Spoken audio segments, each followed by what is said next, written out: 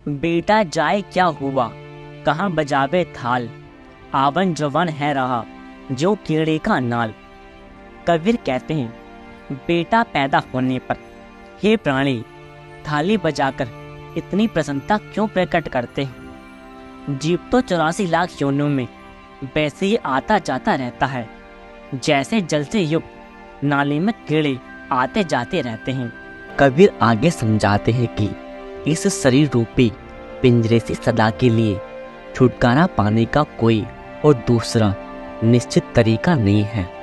यह बात रूढ़िवादी भले ही लगे और थोड़ा विचार करने पर स्पष्ट हो जाएगी। दुनिया में हम क्या लाते हैं?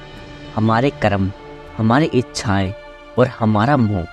हम कर्म करते हैं, अच्छी बुरी इच्छाएं रखते हैं और कर्मों के फल भुगतने और अधूरी इच्छाओं को पूरा करने के लिए हमें जन्म लेना पड़ता है। नेक और धार्मिक कर्म भी हमें मुक्ति नहीं दिला सकते, उनका फल हमें इस लोक या ऊपरी लोकों में मिलता है। लेकिन जब हमारे नेक कर्मों के फल समाप्त हो जाते हैं तब हमें वापस नीचे आना पड़ता है। इस जन्म मरण के चक्कर से मुक्ति नहीं है। हर मौत के बाद हमें धर्मराय को हिसाब देना पड़ता है और आत्मा को नया शरीर धारण करना पड़ता है। मृत्यु आने पर हम एक शरीर से छुटकारा पाकर अपने कर्मों और इच्छाओं के अनुसार दूसरे शरीर में प्रवेश करते हैं। जिस शरीर में हम रहते हैं वह परमात्मा का मंदिर भी है। मनुष्य शरीर ब्रह्मांड का छोटा प्रतिरूप है। इसके अंदर सचखंड या सतदेश तक सारे रूहानी मंडल हैं जहाँ परमात्मा का निवास है, लेकिन हमें इसका ज्ञान नहीं है। संत महात्मा हमें इस घर के अंदर उस घर का रास्ता दिखाते हैं और केवल उस राह की शुरुआत ही नहीं बल्कि उस पवित्र से पवित्र स्थान तक पहुँचने में हमारी मार्गदर्शक और मार्गरक्षक होते हैं। हमारा रूहानी सफ़र पैरों के तलुओं से शुरू होकर सिर की चोटी तक पूरा होता है। हमारी चेतना सारे शरीर में फैली हुई है और इसे धीरे धीरे तीसरे तिल पर एकाग्र करना है, जहाँ संतजन इसे शब्द के साथ जोड़ देना की विधि बताते हैं और तब ऊपर का सफर शुरू होता है। यह दिव्य संगीत सचखंड से निकलकर नीचे की ओर 5 रूहानी मंडलों में से होता हुआ तीसरे तिल पर टिक जाता है, जहाँ से यह हमारी मानसिक और आध्यात्मिक शक्ति को सहारा देकर हमारी संभाल करता है। यह दिव्य संगीत मन और माया के पार से आता है और अगर हम अपनी चेतना को इससे जोड़ दें तो यह हमें भी मन और माया के पार ले जाता है। इसलिए कबीर जी हमें प्रेरणा देते हैं कि हमें सब धुन की साधना करनी चाहिए ताकि यह हमें इस घर से उस घर ले जाए, इस दुख की घाटी से बचकर उस दिव्य स्थान तक पहुंचने का जहां परम सुख और आनंद है। केवल यही एक रास्ता है, शब्द साधन है और सतगुरु मार्गदर्शक है। मालिक की असीम दया की धार हमारा सतगुरु के संपर्क में आ जाना संभव कर देती है।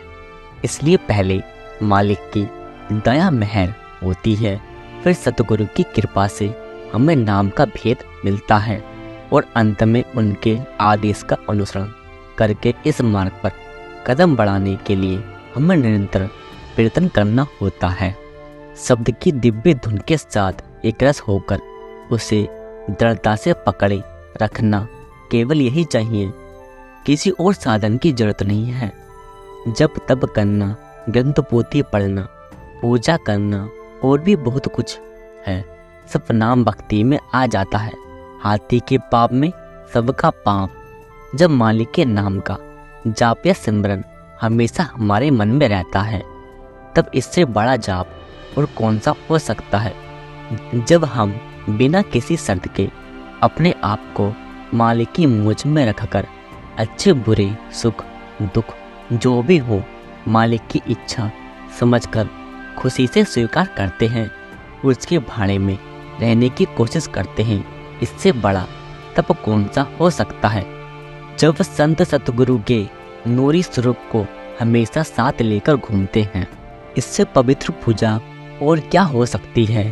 दिन रात जब हमारा ध्यान अंदर शब्द में लगा रहता है, इससे और उत्तम पाठ क्या हो सकता है। जब शब्द अभ्यास करके वैराग्य पैदा हो जाता है, तो इससे बड़ा त्याग और क्या हो सकता है। लेकिन गुलाब बिना कांटे के नहीं होता, और कांटा है।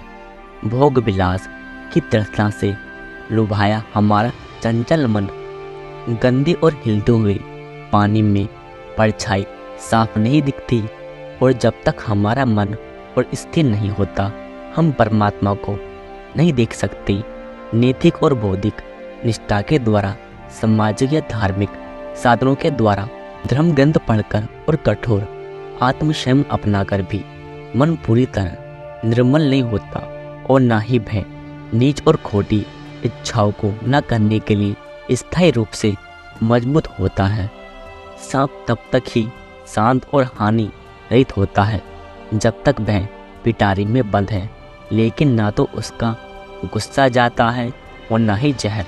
पिटारी का ढक्कन अगर किसी समय खुला रह जाए, सांप बाहर आकर डंक जरूर मारेगा, लेकिन यदि उसकी जहर की थैली ही निकाल दी जाए तो सांप नुकसान नहीं पहुंचा सकता।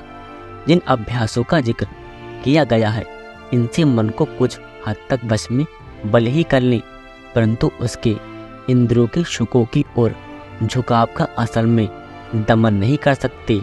ये तो मानो सांप को सिर्फ रोका गया है, परंतु मारा नहीं गया है। संतजन मन की स्वाभाविक प्रकृति की जानकारी के आधार पर इस कठिन समस्या को हल करते हैं। मन की चंचलता पर तभी रोक लगती है जब यह दुनिया के सुखों से ऊंचा सुख यानी परम आनंद प्राप्त करता है, क्योंकि मन का मूल स्रोत एक त्रिकोटि है। उसका एक वस्तु से दूसरी वस्तु पर मंडराना ऐसा लगता है जैसे यह अपनी वही पुरानी परम आनंद और खुशी की अवस्था को ढूंढ रहा है। इसका आनंद यह पहले ले चुका है और अब इसे इंद्रियों का गुलाम बनकर उसे खो दिया है। कबीर जी ने हमारे सामने संत मत का सार रख दिया है और परमात्मा से मिलाप का अचूक और निश्चित मार्ग बता दिया है। अब यह हम पर निर्भर करता है कि इसे मानकर इस पर अमल करें। अंत में इस बात पर ध्यान देना चाहिए कि इस विषय में अलग अलग प्रयोग करते रहना कोई उचित कार्य नहीं है। हमें दूसरों के तजर्बे का फायदा उठाना चाहिए।